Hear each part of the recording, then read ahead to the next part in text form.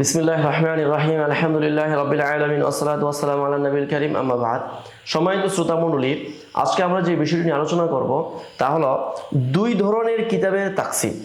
অর্থাৎ হাদিস শাস্ত্রের মধ্যে অনেক ধরনের কিতাবের ক্যাটাগরি আছে, তো আমরা শুধু দুটি কিতাবের আলোচনা করব। ইমাম ইবনে সালাহ সেটাই করেছেন।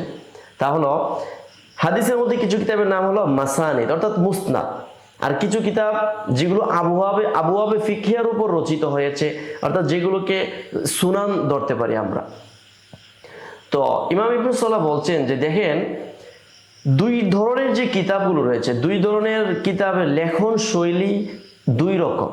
যেমন আমরা দেখি মাসানিদ যে মুসনাদ কিতাবগুলো যে লেখা হয়েছে, মুসনাদে আব্দুর রাজ্জাক বলেন, তারপরে মুসনাদে আবু ইসহাক ইবনে রাহুইয়া বলেন, মুসনাদে আহমদ বিন হাম্বল, মুসনাদুল বাজ্জার, এই যত ধরনের মুসনাদ রয়েছে সমস্ত মুসনাদ কিন্তু তাদের লক্ষ্য হলো রাবি আলা, একজন সাহাবী কেন্দ্রিক রাবি আলার যত হাদিস আছে সবগুলোকে একটি মলাটবদ্ধ করে ফেলা, এটাই কিন্তু তাদের উদ্দেশ্য ছিল।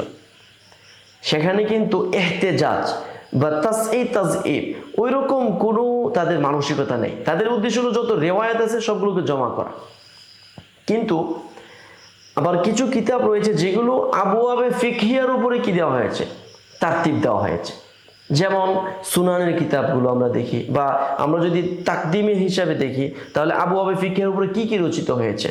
কিতাবুল আসার রচিত হয়েছে, কিতাবুল হুজ্জা আলা আমালি আহলিল মদিনা ইমাম মুহাম্মদ ইবনে হাসান আশ-শাইবানি, মুআত্তা মালিক, মুআত্তা মুহাম্মদ, সুনানুত তিরমিজি, এরপরে সুনান আবি দাউদ, এই জাতীয় যত কিতাব আছে এইগুলো হলো সুনান।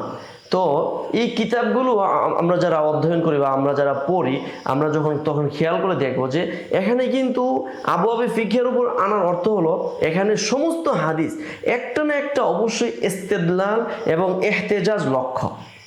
অতএব সুনান কিতাব সেখানে ইহতেজাজ লক্ষ্য না, কিন্তু মাসানিদ এবং কিতাবুল আসার বা এই জাতীয় আবওয়াবে ফিকহের উপর রচিত কিতাবগুলোতে আমরা লক্ষ্য করি সেখানে ইহতেজাজ উদ্দেশ্য, দলিলি মানে আঙ্গিকে কি করা হয়েছে সেগুলো নিয়ে আসা হয়েছে। তো ইমাম ইবনে সালাহ রাহিমাহুল্লাহ বলেছেন যে আসলে এই দুই ধরনের কিতাবগুলোর মধ্যে এখানে তারজিহ পাবে কোনটা, বলছে প্রাধান্য দেওয়ার ক্ষেত্রে বা একজন মুরাজাআত করার ক্ষেত্রে সবসময় ইস্তেফাদা করার ক্ষেত্রে মাসানিদের তুলনায় আমরা আবওয়াবে ফিকহের উপর রচিত কিতাবগুলো আমরা প্রাধান্য দিতে পারি। যেমন আমি উদাহরণস্বরূপ বলছি, কিতাবুল হুজ্জা আলা আমালি আহলিল মদিনা ইমাম মুহাম্মদ ইবনে হাসান আশ-শাইবানি, কিতাবটি অত্যন্ত চমৎকার। আমি কিন্তু এই কিতাবটা যখনই পড়ি মানে মুগ্ধ হয়ে যাই যে এত সুন্দর ইস্তেদলাল কিভাবে হতে পারে।